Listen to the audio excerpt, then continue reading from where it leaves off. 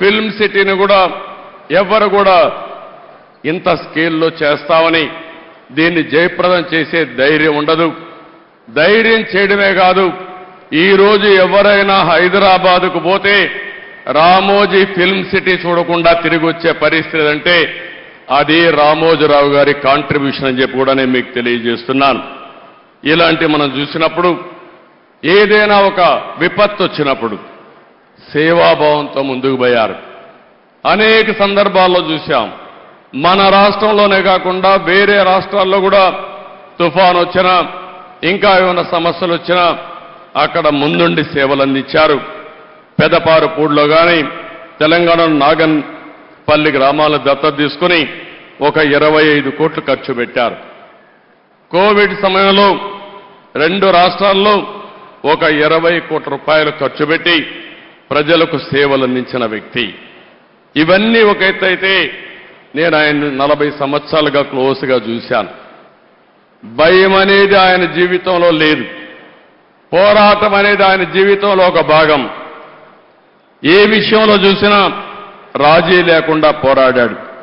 మీడియాను పెట్టుకుని చాలా మంది ఒకసారి ఆలోచిస్తే ఎవరికైనా రాజకీయాల్లో ఉండే మాకు కానీ, పత్రికలు రన్ చేసే పత్రికలు కానీ, మీడియా రన్ చేసే వ్యక్తులకు కానీ, సినిమాలకు కానీ ఎప్పుడు కూడా క్రెడిబిలిటీ ఒకటి ఉంటుంది, విశ్వసనీయత ఒకటి ఉంటుంది.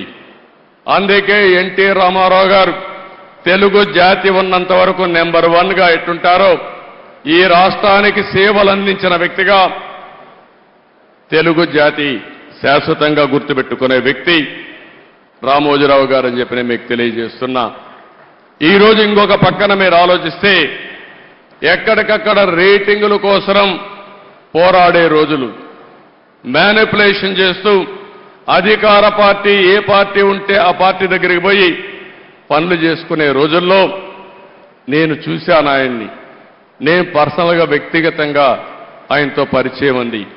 నా జీవితంలో నాకు ఒక్క పని ఈ ఐఏఎస్ ఆఫీసర్ని ట్రాన్స్ఫర్ చేయమనో, ఈ వ్యక్తికి మంత్రి పదవి ఇవ్వమనో, ఈ వ్యక్తికి ఎమ్మెల్యే ఇవ్వమనో ఎక్కడా చెప్పలేదంటే అది రామోజీరావు గారి యొక్క నీతి నిజాయితీ.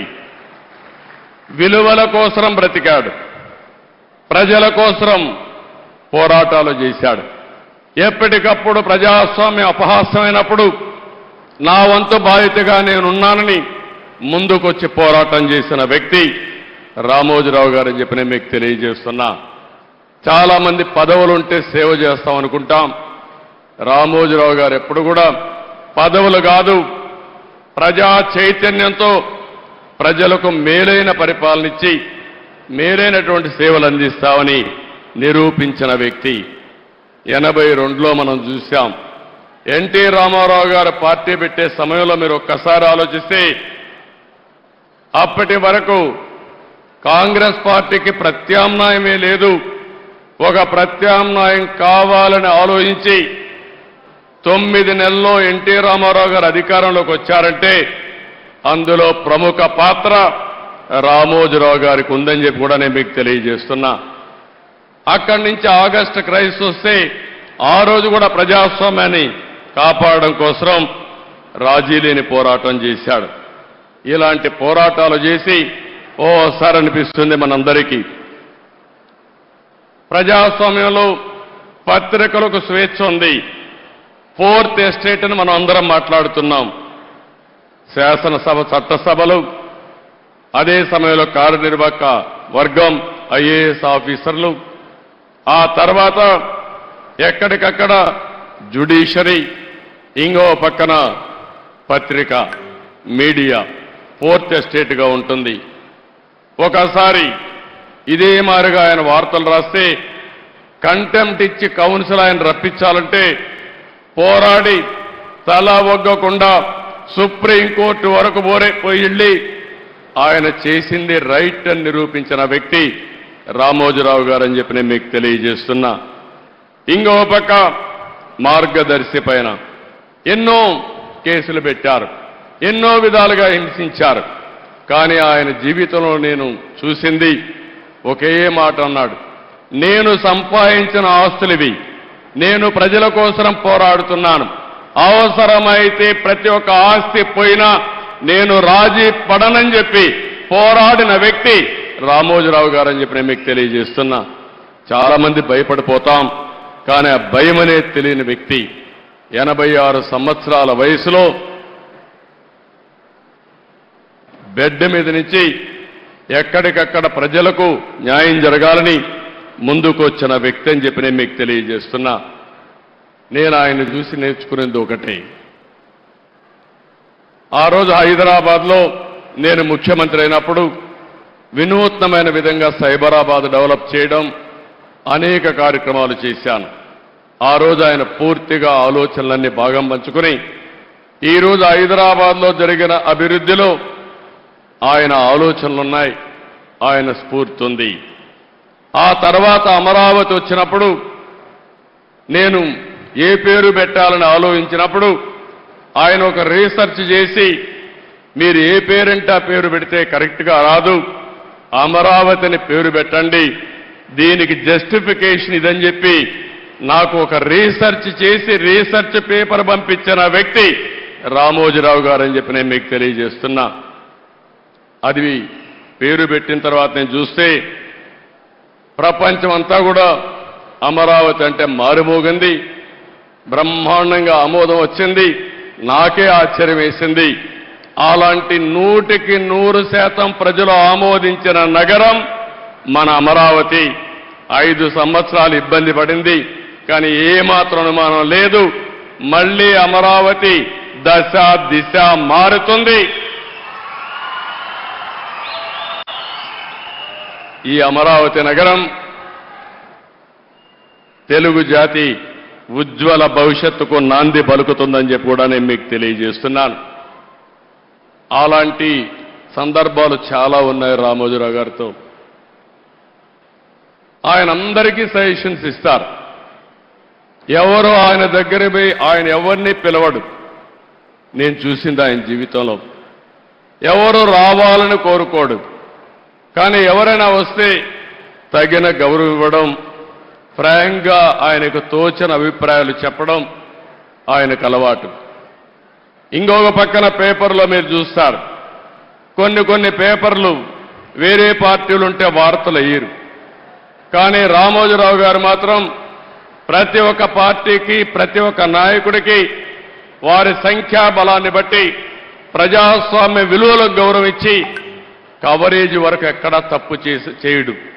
ఆయన అభిప్రాయాలుంటే ఎడిటోరియల్ పేజీలో చెప్తాడు తప్ప, లేకపోతే ఎప్పుడన్నా అవసరమైతే ఇది తప్పని ఎండగడతాడు తప్ప అవతల వ్యక్తులు చెప్పిన విషయాల్ని ఎక్కడా కట్ చేసిన సందర్భాలు లేవు. అలాంటి వ్యక్తి నా జీవితంలో నా మీద ఎన్నో వార్తలు రాస్తే ఒక్కరోజు కూడా ఒకే మాట అన్నారు, మీరు రాజకీయాల్లో ఉన్నారు, నేను ఈరోజు పత్రికా రంగంలో ఉన్నాను, మన ఇద్దరం కలిసినా మీరు ఎన్నిసార్లు కలిసినా నా స్వేచ్ఛకు భంగం రాకూడదు, మీ స్వేచ్ఛకు కూడా భంగం కలిగించను, నేను మిమ్మల్ని ఏమి అడగను, నన్ను మీరేం అడగద్దని చెప్పి 40 సంవత్సరాలు నమ్మిన సిద్ధాంతం కోసం పనిచేసిన వ్యక్తి రామోజీరావు గారని చెప్పి కూడా నేను మీకు తెలియజేస్తున్నా. అలాంటి మహనీయుడు, రాష్ట్రం కోసం పాటుపడిన వ్యక్తి, విలువల కోసం ప్రతిరోజు పనిచేసిన వ్యక్తి. ఓసారి అనిపిస్తుంది అందరం కోరుకుంటే కూడా రాదేమో, కానీ ఆయన ఒకటే కోరుకున్నాడు, నేను పని చేస్తూ చనిపోవాలని ఆయన కోరిక. అదే చివరి రోజుల్లో జరిగిందని చెప్పి కూడా నేను మీకు తెలియజేస్తున్నా. నిరంతరం పనిచేయాలనేది ఆయన ఆలోచన. మనం చాలా మంది ఉంటాం, చాలా మంది ఆలోచిస్తాం, కానీ కొంతమంది ఆ విధంగా ఆలోచించగలుగుతారు. కడాన ఆయన చనిపోవడం తథ్యం. చనిపోయేటప్పుడు ఏ విధంగా చేయాలనో కూడా చెప్పి, ఆయన ఎక్కడ అంత్యక్రియలు చేయాలనో చెప్పిన వ్యక్తి, దానికి అరేంజ్ చేసిన వ్యక్తి. ఆయన ఒకటే చెప్పాడు, నేను చనిపోవడం తథ్యం, నేను చనిపోయిన తర్వాత కూడా రామోజీరావు గారు ఏం చేశారో ప్రజలు గుర్తించే విధంగా స్ఫూర్తిదాయకమైన జీవితం చేయాలనేది రామోజీరావు గారి ఆకాంక్ష. ఆ ఆకాంక్ష నెరవేరిందని చెప్పి కూడా నేను మీకు తెలియజేస్తున్నా. ఆయనకు తెలుగు భాష అంటే ఎనలేని అభిమానం, తెలుగు జాతి అంటే ఎనలేని ఆప్యాయత. ఎప్పుడు కూడా తెలుగు జాతి బాగుండాలని, భారతదేశం బాగుండాలని, విలువలతో కూడిన సమాజం ఉండాలని నిరంతరం కోరుకున్న వ్యక్తి రామోజీరావు గారు. ఇప్పుడే కొంతమంది మాట్లాడుతూ చెప్పారు, రాజమౌళి లాంటి వ్యక్తులు కూడా మాట్లాడుతూ ఒక మాట అన్నారు, ఆయన చేయాల్సిందంతా చేశారు, మనమేం చేయాలి? ఈ సందర్భంగా ఆంధ్రప్రదేశ్లో ఉండే, తెలంగాణలో ఉండే తెలుగు వారందరికీ విజ్ఞప్తి చేస్తున్నా, మనం కోరుకునేది తెలుగు జాతికి ఆయన చేసిన సేవల కోసం ఈ వ్యవస్థ చిరస్థాయిగా ఉండాల్సిన అవసరం ఉంది. ఈ లెగసీని కంటిన్యూ చేయాల్సిన అవసరం ఉంది. అందుకే కిరణ్ గారిని, వారి కుటుంబ సభ్యులను కోరుతున్నా. అదే మరి వారి పిల్లలు ఉన్నారు ఇక్కడ. ఆయన స్థాపించిన వ్యవస్థ ఆయన కుటుంబ సభ్యులదే కాదు, 10 కోట్ల తెలుగు ప్రజానికానది ఆయన ప్రజల ఆస్తి. అలాంటి ఆయన స్థాపించిన వ్యవస్థల్ని భావితరాలకు అందించే బాధ్యత వారు తీసుకుంటే, మనందరం కలిసి ఆయన స్ఫూర్తి ఎల్లప్పుడూ తెలుగు జాతిలో ఉండే విధంగా మనం ఆలోచించాల్సిన అవసరం ఉంది. ఎన్టీ రామారావు గారికి కూడా భారతరత్న ఇవ్వాలని చెప్పి మనం ఎప్పటి నుంచో పోరాడుతున్నాం. అదే సమయంలో రామోజీరావు గారికి కూడా భారతరత్న సాధించడం మనందరి బాధ్యత.